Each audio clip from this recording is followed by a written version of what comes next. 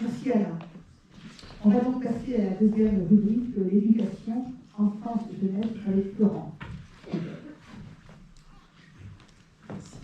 Donc, je vais vous présenter la partie enfance-jeunesse, un axe fort de notre programme. C'est un projet au service de 30% de la population ainsi que leur famille. Ça représentera 35% du budget de la commune. Ce sont donc des choix politiques forts et volontaires pour l'avenir. 5 axes de propositions. Alors, attaquons tout de suite le premier. Une politique coordonnée pour tous les temps périscolaires de 2 à 18 ans. Depuis son élection, Viviane Codebert et ses équipes ont professionnalisé le monde de l'enfance sur la commune. En janvier 2020, nous avons fait un choix volontariste de recruter une coordinatrice du temps périscolaire. Nous vous proposons maintenant de passer à l'étape suivante, en rédigeant avec l'ensemble du monde de l'enfance un plan éducatif local, de développer le plan mercredi pour développer les interactions entre le centre de loisirs, le foyer jeune, les associations sportives et culturelles. Nous souhaitons aussi finaliser et améliorer la gestion communale des garderies, notamment en favorisant le partenariat sur les temps de garderie avec l'association d'aide aux devoirs. Le deuxième axe, la maison de l'enfance Tilocos. On a une superbe maison de l'enfance, avec des animateurs de qualité, pédagogie diverse et renouvelée en permanence. Mais il n'est pas acceptable aujourd'hui que des familles restent depuis fin 2019 sans solution de garde, notamment le mercredi. Ce que nous allons faire, nous allons déployer un outil numérique pour la gestion unique des comptes, des réservations et enfin une facturation mensuelle de l'ensemble des temps périscolaires, c'est-à-dire la cantine, les garderies et le centre de loisirs. En avril 2020, grâce au travail en cours avec la CAF, nous serons capables d'offrir plus de places au niveau du centre de loisirs. Et en septembre 2020, nous aurons un accueil totalement revu grâce au nouveau portail informatique. Nous nous engageons aussi ce soir à agrandir Tilocos pour augmenter la capacité d'accueil du centre de loisirs et nous en profiterons pour sécuriser les accès sans réduire le confort des enfants.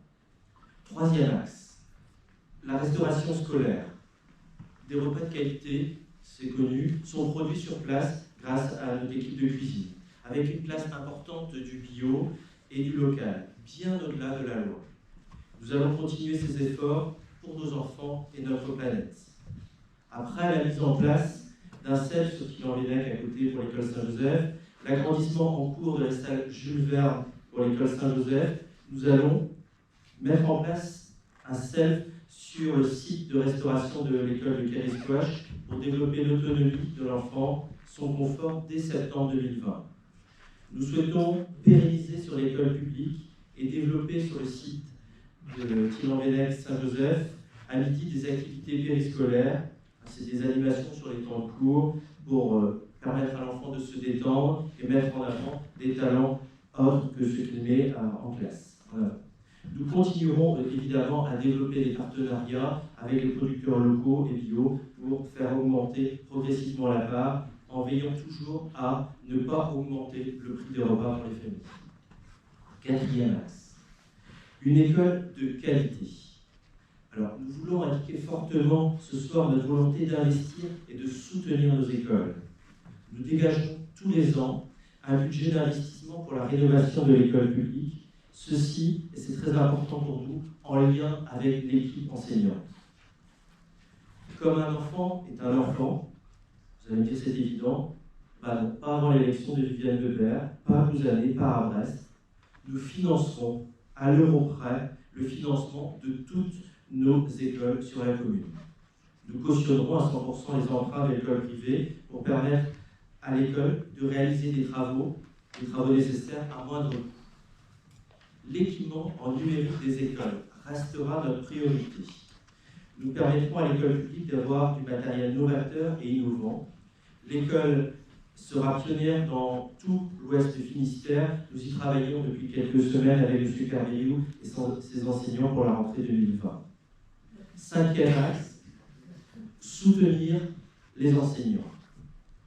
C'est un point important pour nous parce que les élus peuvent proposer des projets, plein de projets, mais pour nous, la place d'un élu, c'est d'abord d'être à la disposition des enseignants et des conseillers d'école.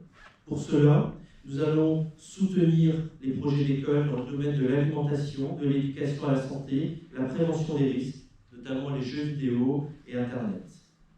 Nous favoriserons les démarches et investissements éco-durables dans les écoles, la basse consommation et les déplacements doux, la réduction des déchets, les produits naturels.